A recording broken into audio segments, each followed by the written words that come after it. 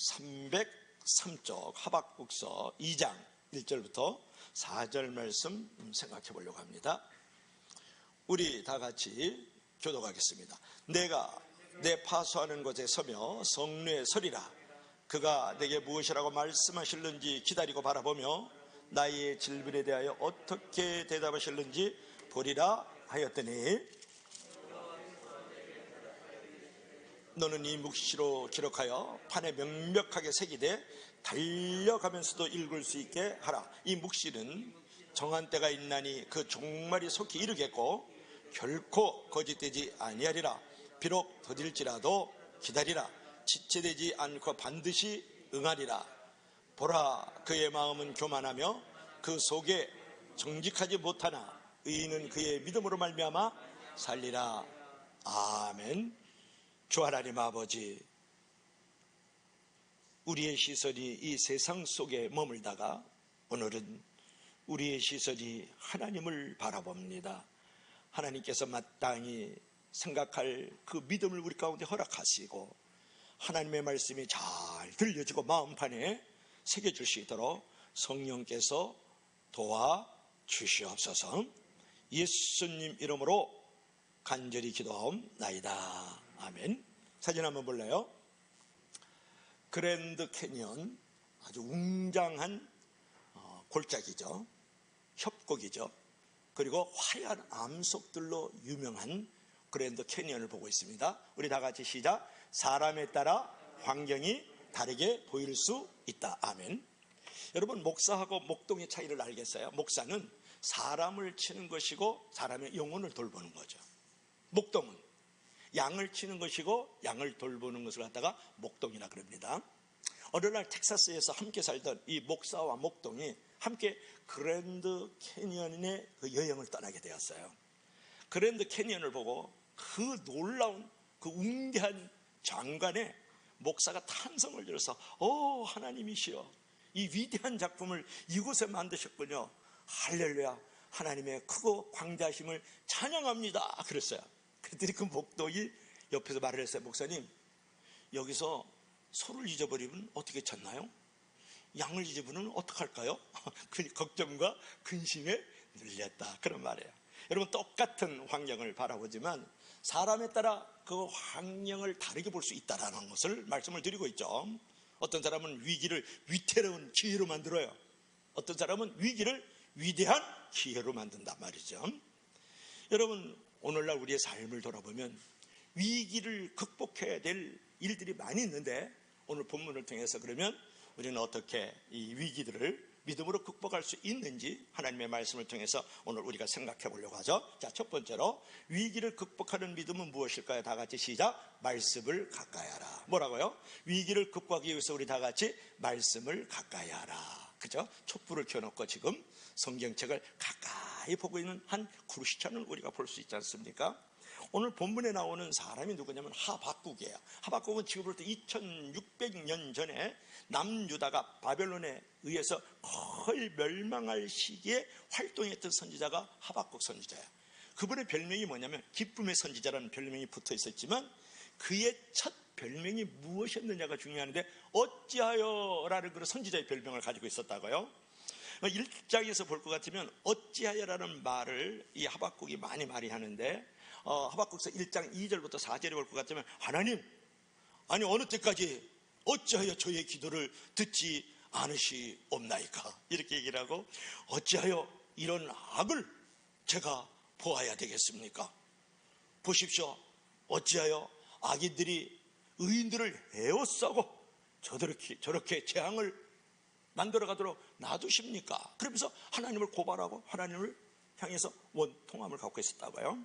그 질문에 하나님께서 말씀하셨어요. 바벨론 사람들을 일으켜가지고 내가 이 악인들을 반드시 심판하겠다, 이렇게 말씀을 하셨지만, 그럼에도 불구하고 이 하박국 선지자는요, 그 성루에 서가지고 기다리고 바라보면서 하나님께서 언제 나에게 해답을 주실는지, 이 질문에 대해서 답을 주실는지 이제 기다리고 있었다. 그때 하나님께서 주신 말씀이 바로 2절 말씀이에요. 다 같이 시작. 여호와께서 내게 대답하여 이르시되 너는 이 묵시를 기록하여 판에 명백하게 새기되 달려가면서도 읽을 수 있게 하라. 그렇게 지금 말씀을 하고 있지 않습니까? 하나님은 지금 이 하박국 선지자 보고 판에다가 기록해가지고 이제 말씀을 달려가면서도 읽을 수 있도록 해라. 아주 재미난 표현이죠. 여러분, 판에다가 무엇을 새긴다 그랬을 때 생각나는 사람이 하나 있어야 돼요. 구약의 모세죠. 모세는 하나님께서 돌판 위에다가 나 외에는 다른 신을 섬기지 말라, 우상에 절하지 말라, 마지막에는 거짓 증거하지 말라, 그런 십계명을 돌판에다 새겨가지고 누구를 주냐 그러면 모세를 주었단 말이에요. 그 이유는 뭐냐면 이 말씀이 분명히, 이 말씀이 영원히 보존되도록 새겨서 모세를 주었단 말이에요. 근데 오늘 본문에 보니까 하박국에게 지금 명령을 하고 있는데 뭐냐 그러면 이 묵시를, 이 말씀을 판에다가 새겨가지고 달려가면서도 볼 수 있도록 만들라는 거예요. 아주 재미있는 표현이고 의미 있는 표현이죠. 이 말씀이 뭐냐 그러면 말씀을 기록해가지고 판에 새기라는 것은 말씀이 변질되지 않도록 하기 위함인 거예요. 그 당시에 거짓 애언자들이 많이 있어가지고 미혹 앤드 유혹을 했거든요. 그러니까 이 말씀을 판에 새겨서 이 말씀이 변질되지 않도록 늘 보게 하라. 말씀이 그만큼 중요하다라는 것. 또 한 가지는 뭐가냐면 달려가면서도 읽게 하라는 것은 말씀을 가까이 하라. 이제 그런 말씀을 이제 들려주고 있는 것이죠. 여러분, 살다 보면 이해되지 않는 어떤 고난과 시험들이 다가오지 않습니까? 그러면 믿음에 대해서 회의와 갈등이 일어나요. 그럴 때 무엇보다도 필요한 것은 뭐냐면 말씀이다, 그런 말이에요. 때로는 내가 보고 듣고 애웠던, 또 공부하고 훈련받았던 그 말씀 한마디가 나를 깊은 수렁에서 건져내고 나를 환난의 골짜기에서 나의 인생을 크게 변화시키도록 만들어가는 일이 있는 거거든요. 제가 신학대학교를 다닐 때에 신학대학이 참 멀었어요. 가는데 오는데 보통 4시간 정도 걸렸다고요. 걸어서 버스를 타고 또 내려서 다시 걸어서 전철 타고 내려서 다시 걸어서 버스 타고 내려서 그 신학대학이 이렇게 산등성에 있었어요. 거기까지 또 한 20-30분 걸어 올라가야 된단 말이에요. 너무너무 힘들었어요. 그뿐만 아니고 제가 신학대학교 1학년 2학기 때부터 교육전도사를 했거든요. 근데 그 교회가 저 다대포 끝에 있었어요. 그러니까 거기도 다시 걸어서 버스 타고 다시 내려서 전철 타고 가가지고 내려서 버스 타고 또 그 교회까지 걸어갔다고요. 그러니까 신학대학교보다 더 멀어요. 왕복 한 4시간 걸려요. 그러니까 교회도 멀죠, 또 학교도 멀죠. 근데 중요한 것은 뭐냐 그러면 교회를 주일날 가야 되잖아요. 교육전도사니까. 가는데 아침 9시에 어린이 주일학교 예배를 인도를 해요. 그리고 끝나고 나면 11시에 내가 성가대 지휘를 해요. 그 다음에 성가대 지휘 끝나고 나면 바로 이어서 2시에 중고등부 학생 예배를 또 인도를 해요. 또 말씀 전하고 그래도 공과 공부 시키고 나가요. 그리고 4시 반이 되면 그 당시는 아동부가 2번 예배를 드렸어요. 오후 예배가 있었다고요. 또 예배를 또 인도하려고요. 그러고 나면 저녁 7시 반쯤 되면 1시간 전에 제가 강대상을 두드리면서 찬송가를 1시간 인도하라 그러더라고요. 그 목사님께서 윤땡땡 목사님이에요. 그런데 그러고 나니까 제가 주일날 교회를 가게 되면 말씀을 3가지를 갖고 와야 돼요. 아동부 말씀 2가지 가져가고요, 중고등부 말씀 1가지를 가져가요. 그럼 말씀 3가지 가져가죠. 찬송가를 2곡을 갖고 가야 돼요. 2곡 가서 연습을 시켜야 된단 말이에요. 그러고 나면 일주일 내내 학교 지치도록 달렸죠. 교회를 아침 일찍 새벽까지 나가다 밤 늦게 돌아와요. 그때 저녁 예배를 꼬박 드렸으니까요. 그럼 월요일날 일어나지 못하고 아침 먹고 자고 점심 먹고 자고 저녁 먹고 자야 이 에너지가 충전돼가지고 화요일부터 또 학교를 다니기 시작했다고. 그렇게 어려웠어요. 그래서 제가 어느 날 마음속에 도저히 너무 힘들고 어려워요. 그래서 이 호박국 동생이 하박국 선지자처럼 제가 하나님 앞에 고발하고 좀 온통함을 내가 얘기를 했어요. 그 학교 안에 개인 기도실이 있어요. 신학교니까. 그래서 간절히 부르짖으면서 하나님 어찌하여 이 하박국 선지자는 저에게 이렇게 고통을 주시나이까 어찌하여 교회도 멀고 학교도 멀고 내가 이 신학을 해야 되겠습니까? 내가 수고하고 묵은 짐진자들아 다 내게 오라 시게 해라 그러고서 이렇게 무겁게 만듭니까? 그러면서 막 눈물을 흘리면서 간절히 기도했더니 그때 하나님의 음성이 들려오더라고요. 그 말씀이 가까이 나에게 다가왔는데 뭐라 그러지 아세요? 요한복음 8장 32절인데 외울 수 있겠어요? 진리를 알지니 진리가 너를 자유케 하리라 그러는 거예요. 벼락같이 음성이 들려온 거예요. 그래서 자유함을 얻었다고요. 제가 진리가 나에게 들어오니까 감옥도 자유롭고요, 수도원도 자유롭고, 기아집도 자유롭고, 초가집도 자유롭더라고요. 학교가 멀고 교회가 멀고 갖고가 상관없어요. 정말 진리가 정말 내 안에 들어오니까 자유로운 인생이 되었다, 그런 말이에요. 그래서 주의 말씀이 내 안에 들어오니까 그 말씀 안에서 제가 고난에서 벗어날 수 있고 인생의 시험에서 내가 건짐받았다, 그런 말이에요. 그래서 시편 119편 105절에 뭐라고 말씀했어요? 주의 말씀은 내 발에 등이요 내 길에 빛이니이다. 하나님의 말씀은 크고 작은 모든 일들 가운데 나에게 문제에 대한 해결답을 주시고 해결해 주시는 줄로 믿을 수 있기를 바랍니다. 주의 말씀은 곤란 중에 위로라. 주의 말씀이 나를 살리셨나이다. 시편 119편 49절부터 50절의 말씀이잖아요. 여러분, 어디서나 하나님을 만날 수 있지만 말씀을 통해서 하나님을 더욱 깊이 만날 수 있다는 거예요. 내가 말씀을 가까이 하면 하나님도 나를 가까이 하십니다. 하나님을 가까이 하면 하나님께서 나에게 말씀을 들려주신다고요. 하나님이 나와 함께 하시는 이 약속의 말씀을 늘 마음 깊이 받아들이면 신비한 힘과 평안이 일어나고 믿음과 용기가 생기는 줄로 믿을 수 있기를 바랍니다. 여러분, 교회는 건물 이상의 개념을 갖고 있어요. 말씀과 기도를 통해서 하나님을 만나고 영혼들의 만남의 장소가 이루어지는 것이 바로 교회라는 건물인 거거든요. 여러분, 주일 성수를 하시고요, 매일 말씀 묵상을 통해서 말씀의 생명을 걸고 말씀을 가까이 한 삶을 체질화시킬 때에 우리는 삶의 위기를 극복해 나갈 수가 있어요. 그리고 내가 못다 이룬 어떤 꿈과 사명을 완성해 나갈 수 있는 용기와 지혜도 거기서 일어난다, 그런 말이에요. 여러분, 인생이라는 것은 항해하는 것과 같아요. 언제 나에게 폭풍이 밀려올지도 모르고요, 언제 암초에 부딪혀서 내가 자초할지도 모른다고요. 그러나 그 항해를 성공시킬 수 있는 것이 있으니 그것이 뭐냐면 성경이라는 인생 항해 지도인 줄로 믿을 수 있기를 바랍니다. 우리 다 같이 한번 읽어봐요. 시작. 성경은 인생의 항해도와 같다. 이것도 읽어봐요. 시작. 속도보다 중요한 것은 성경의 나침반이다. 여러분, 우리의 삶의 자리를 돌아보면 인생을 항해하는 것 같아요. 언제 폭풍이 휩쓸려 와가지고 나를 물속에 전복을 시킬지, 어떤 숨어있는 암초가 나와서 나를 깨뜨려 버릴지 모르는 상황 가운데 있다고요. 그 모르는 내일을 모르게 인도하실 분이 있는데 그것은 뭐냐면 성경 속에 계시는 하나님의 말씀이거든요. 그러니까 성경은 우리 인생의 나침반이에요. 성경은 우리 인생의 항해도와 같다, 그런 것이죠. 그래서 첫 번째로 우리가 하나님으로부터 교훈을 받는 건 무엇입니까?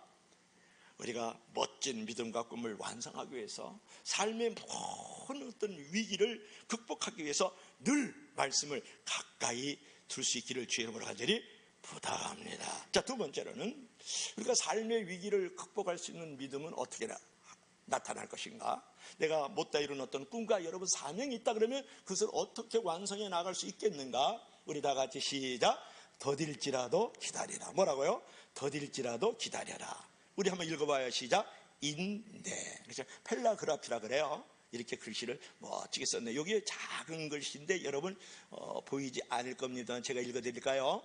뜻을 이루기 위해서 꼭 필요한 것, 이랬어요. 인내예요. 오래 참으며 기다립니다. 이제 그런 부분이거든요. 자, 3절 한번 읽어볼까요? 우리 다 같이 시작. 이 묵시는 정한 때가 있나니 그 종말이 속히 이르겠고 결코 거짓되지 아니하리라. 비록 더딜지라도 기다리라. 지체되지 않고 반드시 응하리라. 여러분 보세요. 인간의 생각으로는 하나님의 약속이 도무지 이루어질 것 같지 않아요. 내가 가지고 있는 이 꿈과 이 사명도, 내가 가지고 있는 어떤 환상도 도저히 이 느낌이라 그러면 이루어질 것 같지 않다고요. 그러나 오늘 성경은 뭐라고 말씀했어요? 비록 더딜지라도 기다리라. 지체되지 않고 반드시 응하리라는 거예요. 내가 생각할 때 이 꿈과 사명은 언제 이루어지지? 왜 이렇게 더딜까? 그리고 이 삶의 위기와 이 삶의 어떤 어려운 이 공분 가운데에서 어떻게 나는 이것을 극복하지? 왜 이렇게 나를 지체되게 하지? 이런 생각이 있지만 하나님께서는 비록 더딜지라도 달려오면서 응답해 주시겠다. 즉 그렇게 말씀하고 있는 거예요. 특별히 여기서 종말의 속히 이르겠고 이라는 말씀이 나오지 않습니까? 이것은 뭐냐면 강성한 바벨론이 때가 되면 순식간에 무너지리라는 거예요. 지금 바벨론이요 아주 강력한 구세력을 가지고 이 남유다를 거의 멸망 직전까지 지금 몰고 가고 있거든요. 그러니까 이 하박국 선지자가 어찌하여 이렇게 재앙을 내리시나이까? 어찌하여 하나님은 살아 계시는가요? 이렇게 하나님을 지금 고발하고 하나님을 원통하게 하고 있다고. 그때 하나님께서 이 종말이 속히 이르겠고, 이 말은 뭐냐, 하나님이 지금 너희들이 생각할 때 지체하고 더디는 것 같지만 달려와서 내가 이들을 이제 멸망을 시키겠다, 그렇게 말씀을 하는 거예요. 그래서 저와 여러분들이 하나님 앞에 가져야 될 자세가 있어요. 하나님 앞에 왜 어찌해요? 이런 말을 하면서 함부로 기도와 믿음에 대해서 회의를 가지면 안 된다는 거예요. 모든 역사는 다 때가 있고 하나님의 때가 있고 내 때가 있는 줄로 믿을 수 있기를 바랍니다. 하나님은 지금도 우리가 생각할 때는 지체하고 더딘 것 같지만 하나님은 우리의 때를 위해서, 당신의 때를 위해서 지금 달려오고 있다는 사실을 우리가 믿어 의심치 말아야 된다는 거예요. 그래서 영어에 이런 말이 있어요. Wise are not wise. 그랬어요. Wise are not wise라는 것은 뭐냐면, 왜라는 말은 하나님 앞에서 지혜롭지 않다, 그런 말이에요. 이것이 유명한 격언이에요. 그러니까 하나님 앞에서 왜, 어찌하여 이런 일이 있죠? 이것은 지혜로운 질문이 아니라는 거예요. 지혜로운 신앙이 아니라는 거예요. 눈앞에 현실만 보고 하박국처럼 어찌하여 이렇게 질문하지 마십시오, 여러분. 어찌하여 이 죄악과 겁탈을 보게 하십니까? 하박국서 1장 2절 말씀. 어찌하여 거짓된 자와 이 악인을 보게 하십니까? 하박국서 1장 13절 말씀. 어찌하여 사람을 벌레 같게 만드십니까? 하박국서 1장 14절의 말씀이거든요. 여러분, 때가 되면요, 불의한 사람은 반드시 하나님께서 징계를 내리시고 의인은 반드시 하나님께서 건져 주시고 일어서게 만들어 주시는 거예요. 그러므로 여러분, 일이 뜻대로 안 되면 마음속에 수시로 하박국처럼 우리가 질문이 생기면서 꿈과 비전을 포기하고 이 위기는 넘어가기 어렵다라고 생각하면서 어찌하여, 그래서 하나님을 고발하고 하나님께 원통함을 품을 수 있지 않습니까? 그리고 무엇보다도 더 민망스러운 건 뭐냐면, 이런 상황 속에 머물러 있었을 때 주위 사람들이 나를 깔보는 것 같아요. 주위 사람들이 나를 아주 비웃는 것 같단 말이에요. 그때도 희망을 여러분 포기하지 마십시오. 내 앞에 재상의 때가 준비되고 있음을 반드시 믿으십시오. 왜라고 하면서 믿음의 행위를 품지 마십시오. 하나님의 때를 기다리십시오. 내가 생각할 때 더딘 것 같고 내가 생각할 때 지체되는 것 같지만 하나님은 지금도 하나님의 때 당신을 위해서, 나를 위해서 달려오고 응답을 갖고 있는 줄로 믿을 수 있기를 바랍니다. 그래서 눈물을 흘리며 씨를 뿌리는 자는 기쁨으로 달을 거두리라. 시편 126편 5절부터 6절 말씀이잖아요. 그러면 여러분, 눈물을 흘린다는 것은 무엇을 말하는 거예요? 오래 참는 걸 말하는 거예요. 견디는 걸 말하는 거예요. 기다리는 것을 말하는 것 아니겠습니까? 여러분, 이 사람이 누군지 알아맞히는 사람은 없을 거예요. 매우 가난한 가정에서 태어났어요. 16살 때 학교를 중퇴하고 가족을 부양하기 위해서 노동 현장에 뛰어들었다고, 막노동을 하기 시작을 한 거예요. 그는 새벽부터 공사 현장에서 콘크리트를 반죽을 했어요. 그리고 나서 새벽 노동을 마치고 간단한 토스트로 아침 식사를 대신하였다고요. 그래서 그의 인생이 이제 진행이 되면서 은행 간부가 되고 나중에는 정치가로서의 명망을 얻은 후에도 서민들이 출입하는 식당을 즐겨 찾았어요. 그의 집도 주로 서민층이 밀집된 그 지역에 이제 살았단 말이에요. 지금으로 말하면 달동네에 살았다, 잘 나갈 때도. 그리고 이제 그가 그렇게 크게 명망을 얻은 다음에 기자가 물어요. 고난의 세월을 어떻게 견디어 나가셨습니까? 이렇게 물어보니까 그가 하는 말을 들어보세요. 그 어떤 상황에도 저는 절대로 비관적이게 생각하지 않았습니다. 항상 희망을 갖고 일하면서 부정적인 생각을 일절 틈을 주지 않았습니다. 하늘은 표정이 밝고 긍정적인 사람에게 복을 내려주신다는 것을 내가 알거든요. 여러분, 그런 거예요. 염세적이고 부정적인 생각은 행복을 갉아먹는 존벌레와 같은 거거든요. 그래서 표정을 바꾸면 여러분 생각도 달라지고, 마음을 바꾸면 여러분의 인생이 달라지는 거거든요.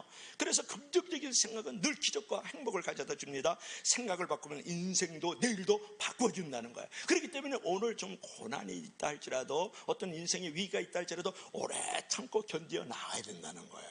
근데 이 인물의 주인공이 누구냐 그러면 존 메이어라는 영국 수상이에요. 여러분, 유튜브에 게임만 하지 말고 그냥 안타까운 뉴스들 뒤지지 말고 존 메이어 수상을 딱 치면 이번에 1대기가 나온단 말이에요. 그래서 중요한 것은 뭐냐 그러면 우리가 오래 참고 견딜 줄 알아야 된다는 거예요. 그래야 인생의 위기를 넘어갈 수 있다는 거예요. 모든 시험을 건너갈 수가 있는 거고 내 아이의 꿈과 사명도 바로 이루어지지 않아요. 하나님의 때가 있다고요. 하나님은 우리가 지체되고 우리가 더디다고 생각하지만 지금도 하나님의 때를 위해서, 나의 때를 위해서 달려오고 있는 하나님인 줄 믿을 수 있기를 바랍니다. 그래서 기다릴 줄 알아야 된다는 거예요. 여러분, 내가 사명을 따라 사는 거 쉽지 않아요. 왜냐? 사명, 목숨을 죽여야 된다는 거 쉽지 않잖아요. 그래서 자기를 부인해야 돼요. 자기를 이제 희생해야 된다고요. 사명을 따라 산다는 것은 자기의 십자가를 져야 되잖아요. 사명을 따라 산다는 것은 자기 가시 면류관을 써야 된단 말이에요. 그때에 우리가 사명을 감당할 때 자기 부인하고 자기 희생하고 자기 십자가를 지고 가시관을 쓰고 갈 때에 그때 우리가 오래 참지 않고 견디지 않으면서 새끼를 생각해요. 그리고 지름길을 생각하거든요. 그래서 반칙 문화에 들어가는 거예요. 그래서 유혹에 넘어가기 쉽고 중간 과정을 생략하고 싶은 그런 생각 속으로 빠져든다고. 이게 반칙 문화잖아요.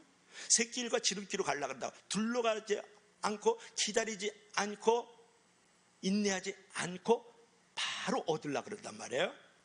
그러면 성취는 빨라질 수 있어요. 외형은 커질 수 있어요. 그러나 반드시 거기에 대한 대가를 받아야 된다는데 문제가 있지 않습니까? 여러분, 그런 유혹을 잘 이겨내고 자기 사명을 따라서 우리가 오래 참고 견디면서 지금 더디고 좀 지쳐야 된다 할지라도 하나님께서 당신의 때를 위해서 지금 달려오고 있다라고 생각하면 오늘의 승리는 없어도 내일의 승리는 하나님이 반드시 만들어가는 줄로 믿을 수 있기를 바랍니다. 그래서 급한 마음으로 너무 서두르지 말아라, 그런 거예요. 어느 처녀가 이제 택시를 합성하게 되었어요. 근데 합성하신 분이 누구냐면 할머니예요. 그러니까 시골이니까 할머니하고 이 처녀가 합성을 하게 되었어요. 근데 이 처녀가 너무 배가 아파요. 자꾸 방구가 나오려고 그래요. 그래서 참고 견디고 또 누르고 그런데도 계속 배가 아프면서 방구가 나오려고 그래요. 그래서 이 국리 저 국리를 하면서 운전사도 있고 이 할머니도 계신데 이거를 어떻게 해야 되나, 배는 아프고 방구는 나올 거. 그러다가 꾀를 냈어요. 택시 안에 유리를 푹푹 끄는 거예요. 부두득 부두득. 그래서 방구를 뻥뻥뻥뻥 이렇게 꼈어요. 그러니까 얼마나 속이 시원한지 배도 덜 아프고 그랬어요.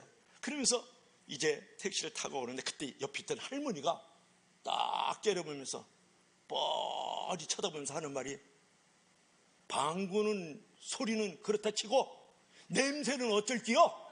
그런다는 게, 냄새는 어쩔지요. 여러분, 무슨 얘기냐?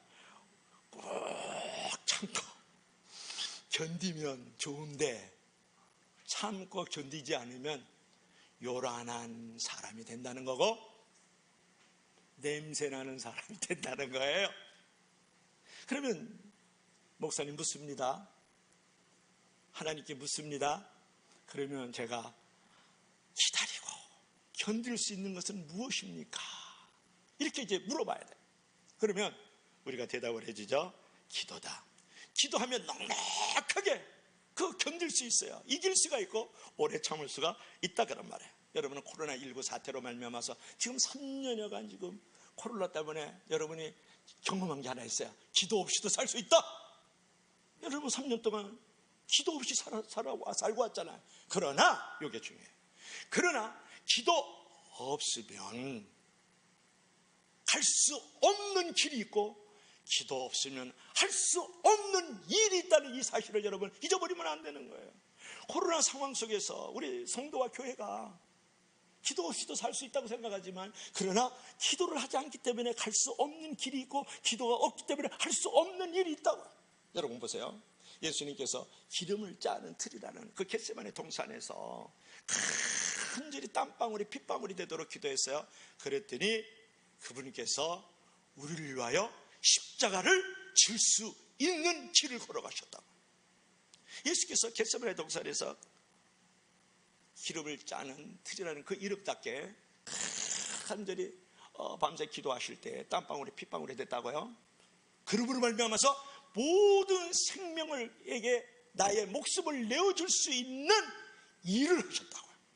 그러므로 여러분, 기도할 때만 내가 갈 수 있는 길이 있고 할 수 있는 일이 있다는 것을 여러분 명심해야 되지 않아요? 특별히 내가 기도할 때요, 최선을 다할 수 있고 묵묵하게 더디고 지체될지라도 기다릴 수 있는 존재가 된다고요. 그래서 우리가 오기신앙을 가질 줄 알아야 돼요.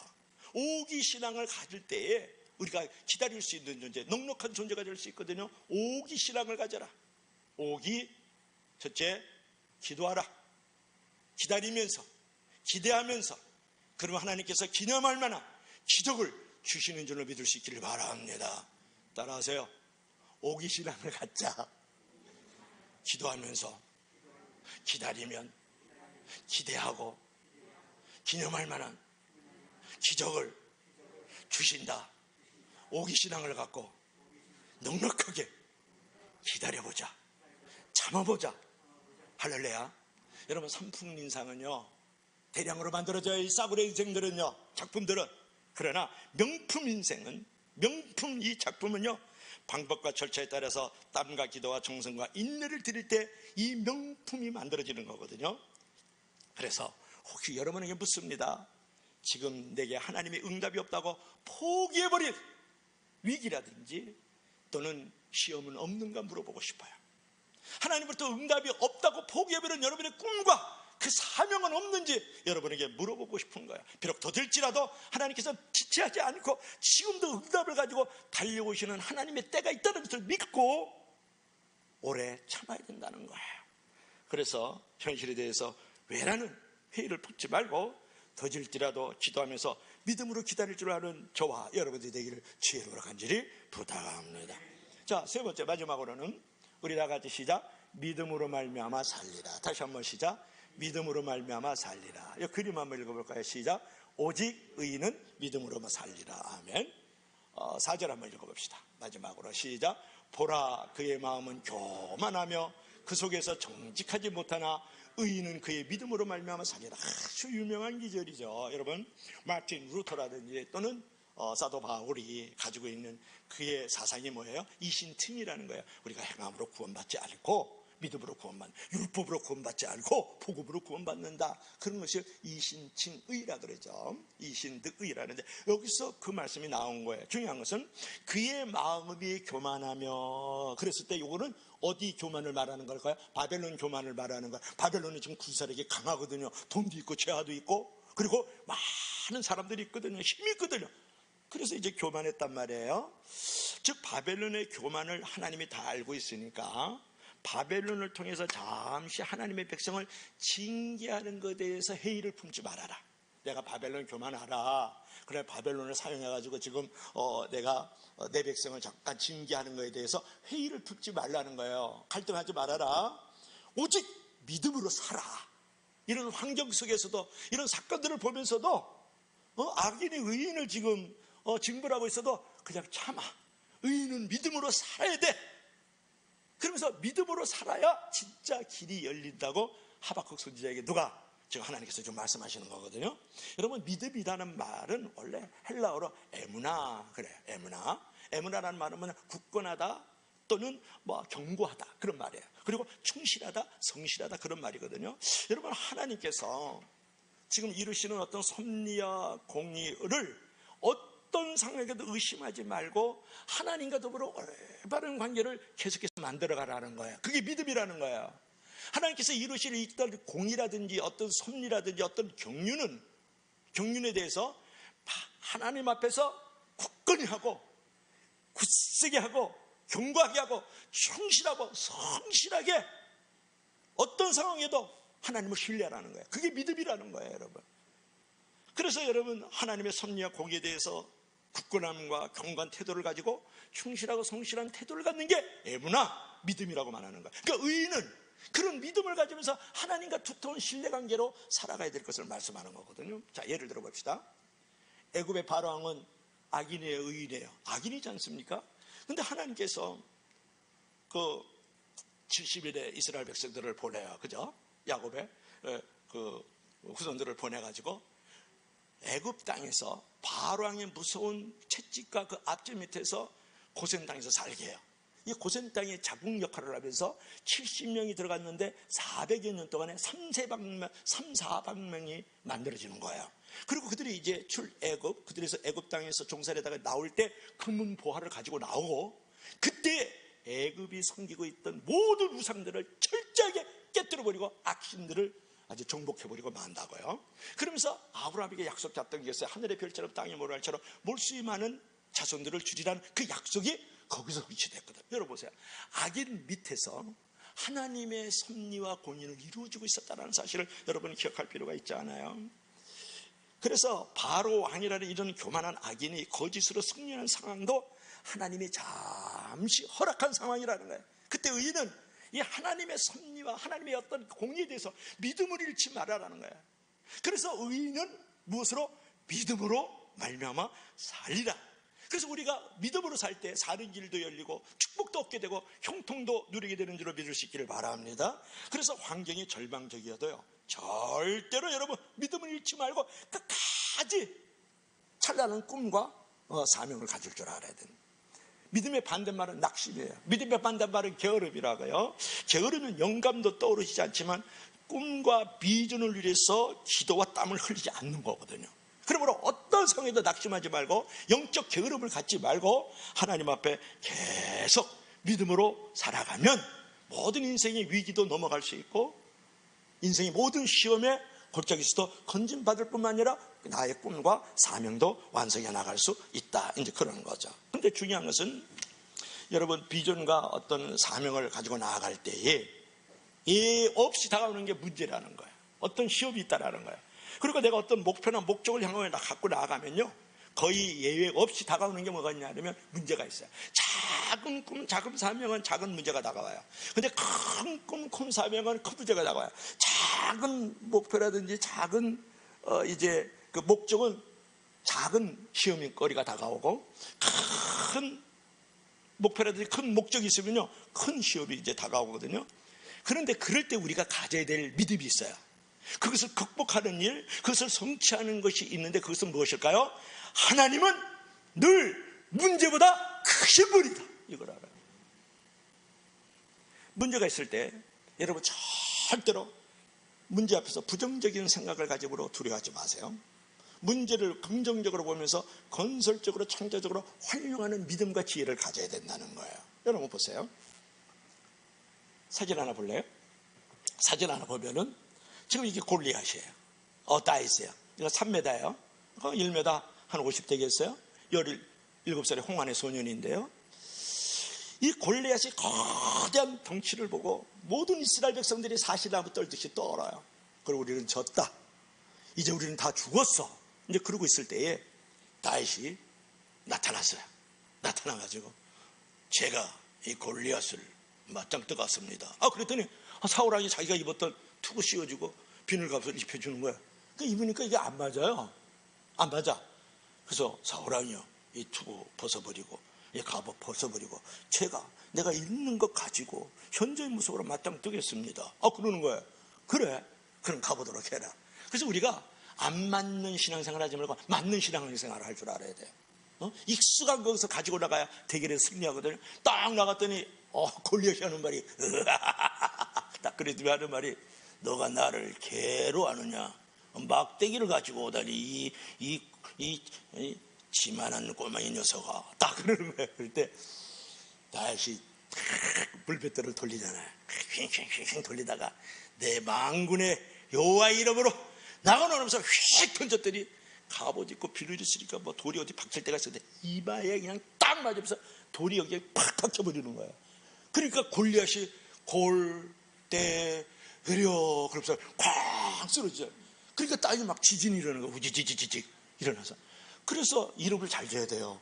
골씨가 뭡니까? 그래. 골리앗이 그러다가 골 때려서 죽잖아요. 그래서 중요한 것은 뭐냐면 이스라엘 백성들은 이 거인 골리앗을 보면서 무슨 생각을 하냐면, 우와 우리 죽었다. 쟤는 태산만 했네. 우와 거목이다. 저기 앞에서 이길 자가 어디 있느냐. 그러면서 그냥 비겁하게 비굴하게 그 앞에서 사시나무 떨도 떨었다고요. 근데 다윗이 딱 보면서 하는 말이, 너 너무 덩치 크네. 야, 나 그 눈 맞고 던져도 너 맞을게 돼야 이거. 이렇게 나온 거예요. 그러니까 이스라엘 백성들, 군사들, 왕이 바라보는 거하고 다윗이 지금 골리앗을 바라보는 거 완전 다르잖아요. 그렇죠? 똑같은 상황이에요. 근데 한 사람은 위기야, 위태로운 기회로 생각하는데 다윗은 위대한 기회로 바라보는 거야. 이 상황은 나에게 너무 유리하다. 내가 눈 감고 던져도 맞출 수 있어. 너는 너무 커. 이렇게 나온 거야. 여기서 우리가 생각할 것은 뭐냐면 골리앗과 같은 큰 문제가 앞에 있어도 너무 두려워하지 말라는 거예요. 하나님이 함께 하시면 내가 현재 가진 것만으로도 얼마든지 극복할 수 있는 줄로 믿을 수 있기를 바랍니다. 이게 중요해요. 내가 지금 현재 가지고 있는 것만 해도 얼마든지 이 위기를 극복할 수 있고 내가 가지고 있는 꿈과 사명도 완성해 나갈 수 있다는 거예요. 그래서 스스로 무너지지 않으면 어떤 것도 나를 무너뜨릴 수 없다고 믿고 나아가라. 우리 다 같이 한번 읽어봐요. 시작. 스스로 무너지지 않으면 어떤 것도 나를 무너뜨릴 수 없다고 믿고 나아가라. 왜냐? 나는 거인 위에 올라타고 있는 한 사람이에요. 그 거인은 누구예요?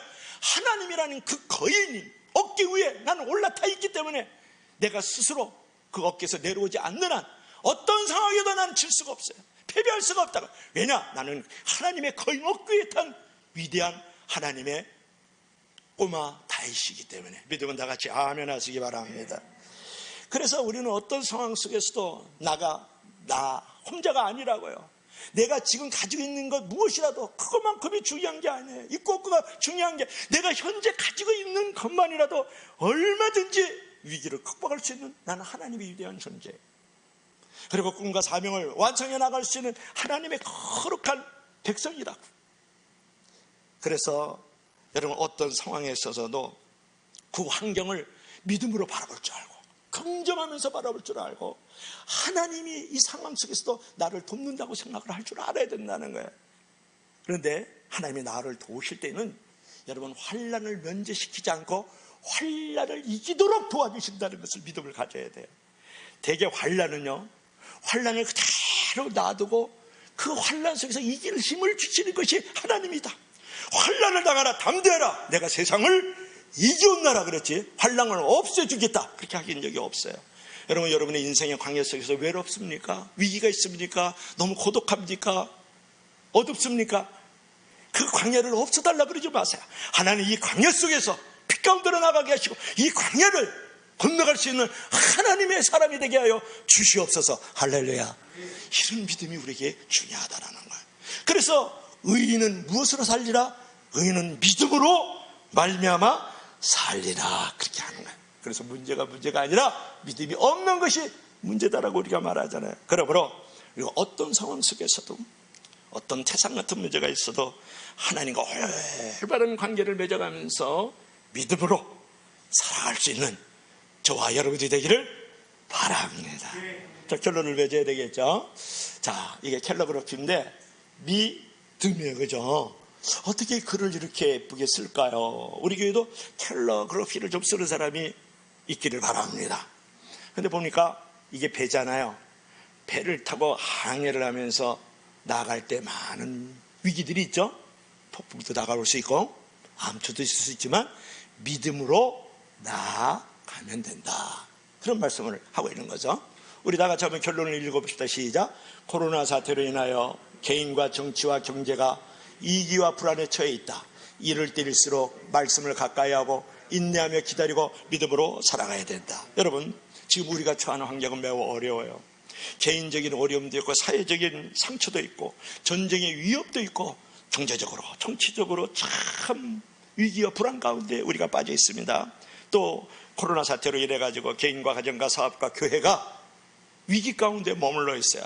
이럴 때일수록 여러분 낙심하지 말고 이 위기 속에서도 하나님께서 지체하지 않고 지금 달려오고 있다는 사실을 믿으면서 우리가 나아가야 된다는 거예요. 그럴 때 이런 위기 속에서도 민족적인 교만을 치유하시는 하나님을 경험할 수 있고 우리 개인을 더 성숙하게 만들어 가시는 하나님의 섭리를 경험할 수 있고 더불어 우리 교회와 한국교회를 새롭게 만들 수 있는 것도 이런 코로나 사태의 위기 가운데 우리에 있다는 거예요. 그러므로 지금 위기를 기회로 삼아서 하나님의 말씀을 가까이 하고 말씀을 붙들고 말씀과 동행할 뿐만 아니라 꿈과 비전이 더딜지라도 어떤 위기와 시험이 지체된다 할지라도 계속해서 참고 기다리면 하나님께서 응답을 가지고 지금 달려오고 있는 것을 또한 믿을 수 있기를 바랍니다.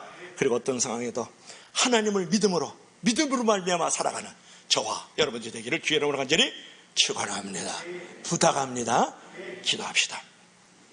우리 다 같이 한번 기도할 때에 하나님, 나의 삶의 장의 위기와